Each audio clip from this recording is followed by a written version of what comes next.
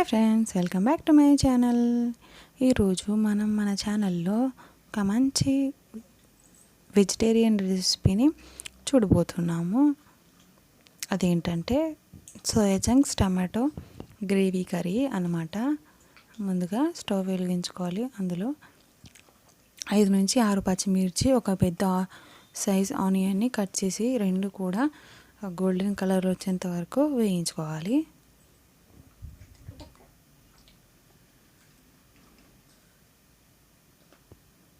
తర్వాత వెల్లుల్లిని ఒక 8 వెల్లుల్లి రెబ్బల్ని దంచి వేసుకోవాలి. దంచి వేసుకొని ఇవి 3 కూడా పచ్చివాసన పోయేంత వరకు వేయించుకున్న తర్వాత ఇందులో పసుపు వేసుకుందాము. మంచిగా కలుపుకోండి, పచ్చివాసన పోయేంత వరకు కలుపుకోండి. తర్వాత పసుపు వేసుకోండి.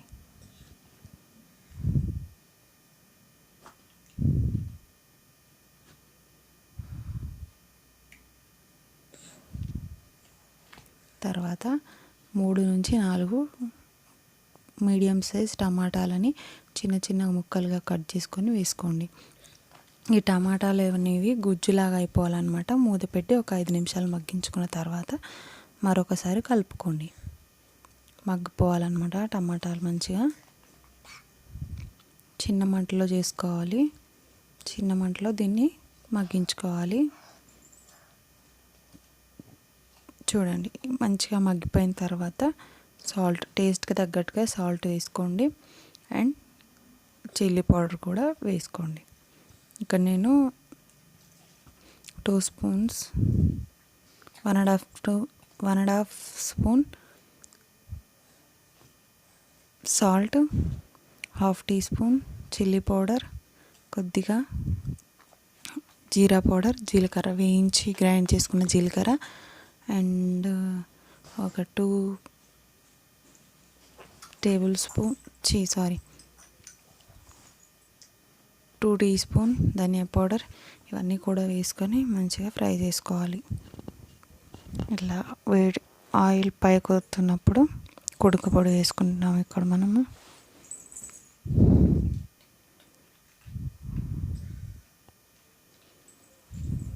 అది కూడా వేసుకొని మంచిగా మిక్స్ చేసుకోండి. చూడండి, టమాటాలు మంచిగా మగ్గిపోయాయి. ఇప్పుడు సోయా చంక్స్ని ముందుగా హాట్ వాటర్లో 10 నుంచి 15 నిమిషాలు నానబెట్టుకోవాలన్నమాట. అలా నానబెట్టుకొని వాటర్ని పిండేసుకొని స్క్వీజ్ చేసుకొని వేసుకోవాలి. వాటర్తో వేయకూడదు, కర్రీ అంతా ఫ్లాప్ అయిపోతుంది, అంత బాగోదు. అలా ఎప్పుడు కూడా వేయొద్దు. వాటర్ అన్నీ స్క్వీజ్ చేసి ఓన్లీ వాటిని మాత్రమే వేసుకోవాలన్నమాట. మంచిగా ఒకసారి కలిపేసుకోవాలి. లాస్ట్లో కొద్దిగా గరం మసాలా వేసుకుంటున్నాము.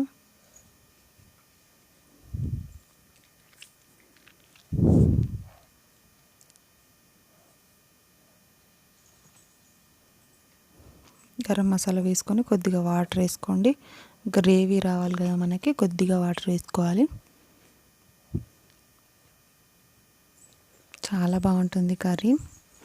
కొద్దిగా ఆనియన్స్ ఎక్కువ వేసుకున్నా నో ప్రాబ్లం, చాలా బాగుంటుంది. ఒక్కసారి ట్రై చేయండి ఫ్రెండ్స్, మీకు చాలా బాగా నచ్చుతుంది. మీరు కనుక మొదటిసారి నా ఛానల్ని చూస్తున్నట్టయితే నా ఛానల్ సబ్స్క్రైబ్ చేసుకోండి. ఎలాంటి రెసిపీస్ కావాలన్నా కామెంట్ చేయండి.